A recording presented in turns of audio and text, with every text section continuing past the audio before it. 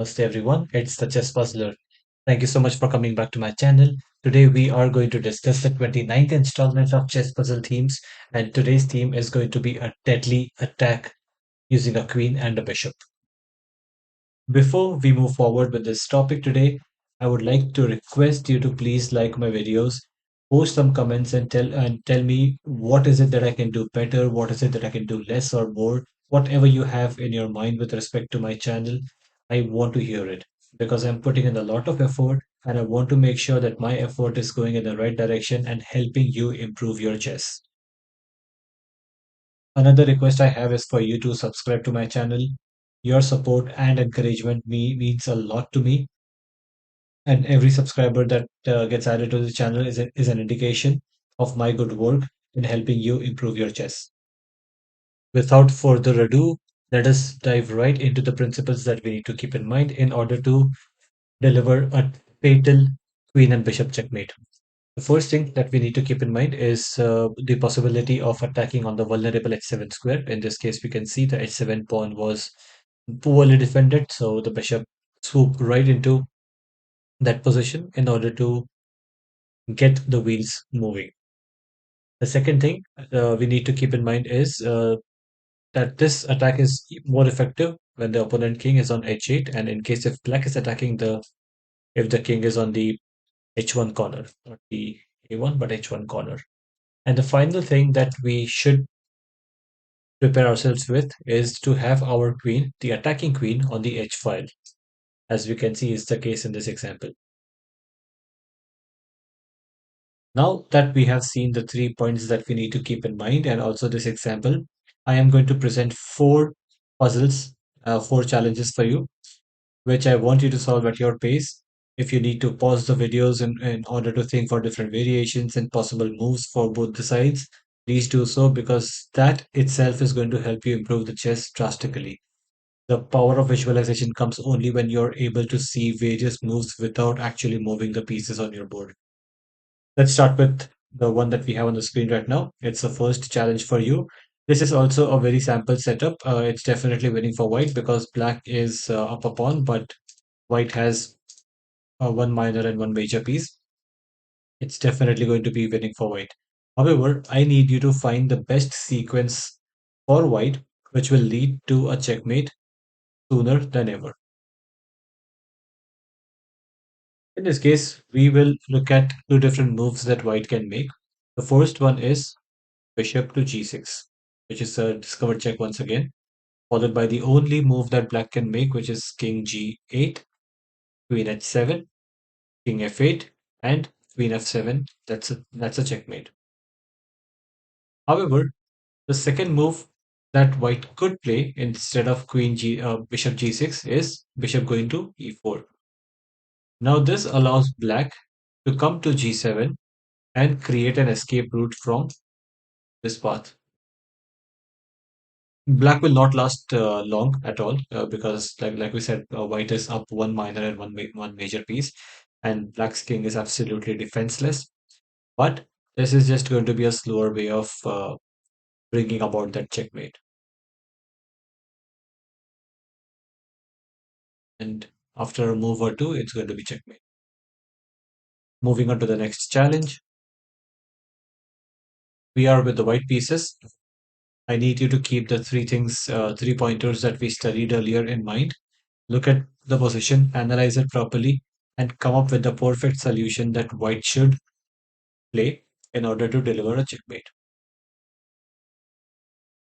You've already seen that the queen is on the h file. We have a bishop which is eyeing on the h7 square, and the king is also in the corner on the g8 square. However, our white rook and this black pawn, they are blocking the bishop's way. What do we do to get rid of them? We simply play rook g4. That comes with a check. In fact, it's a checkmate unless black takes the rook back because the king really has nowhere else to go. It just has one place to go, and the next move is going to be checkmate.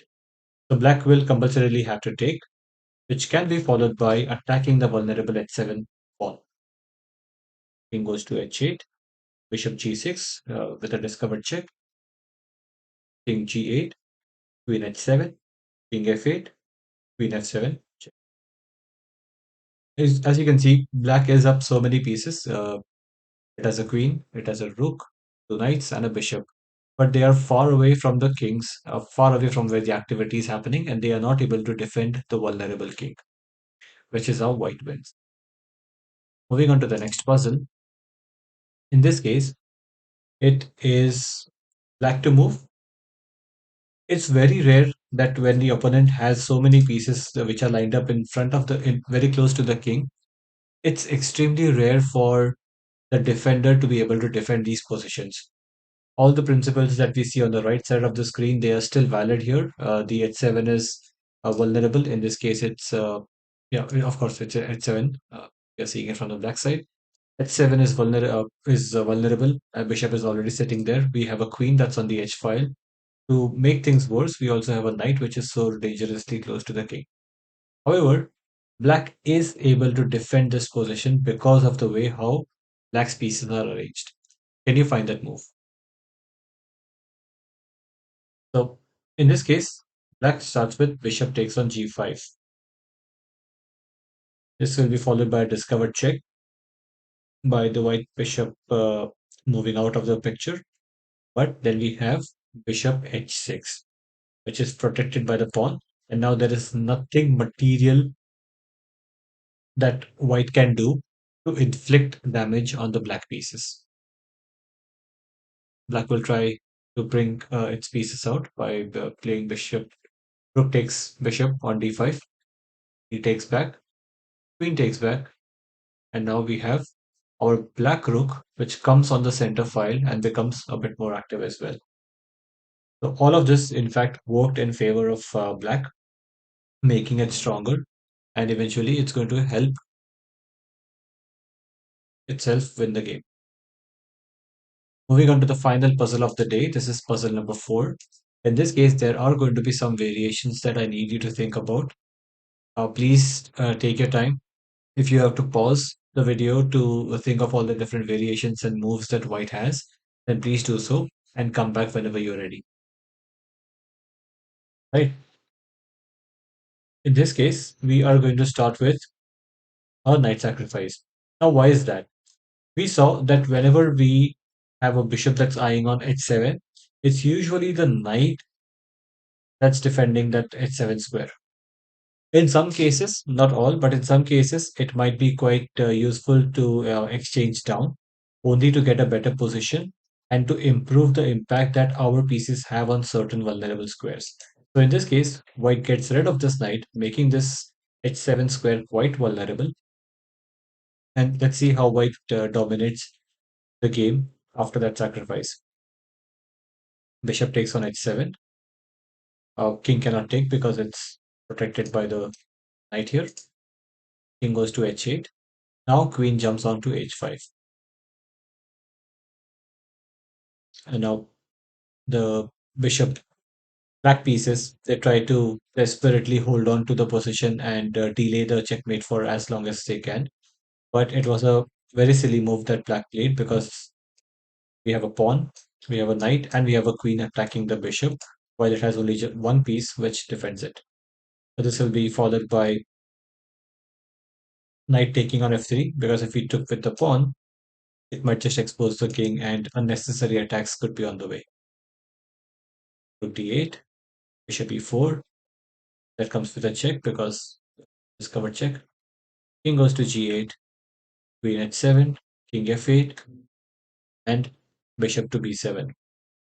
This rook is also going to be taken by the white bishop.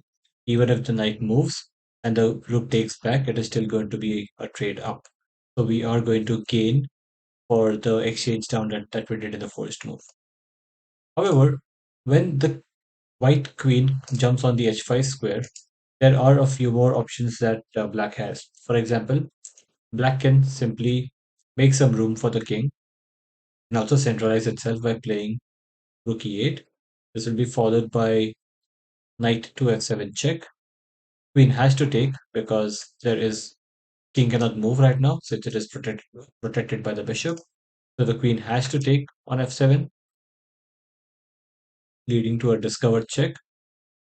King goes to g8 and bishop f7 check. Not only can king not take the bishop back, but in the next move, it's also going to lose the rook.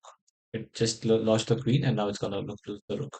So obviously black would not play rook e8 in this move.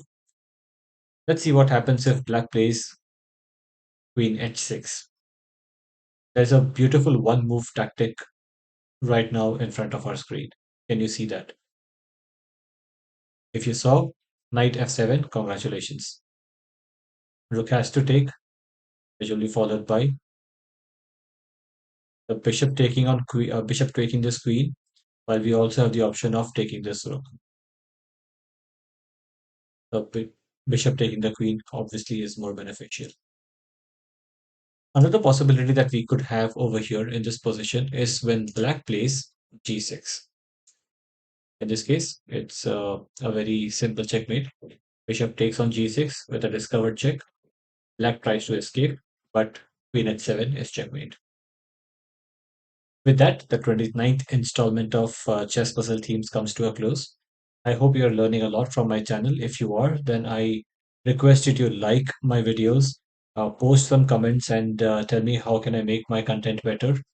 And most importantly, please subscribe on my channel. Your support means the world to me. It's Chess Puzzler signing out.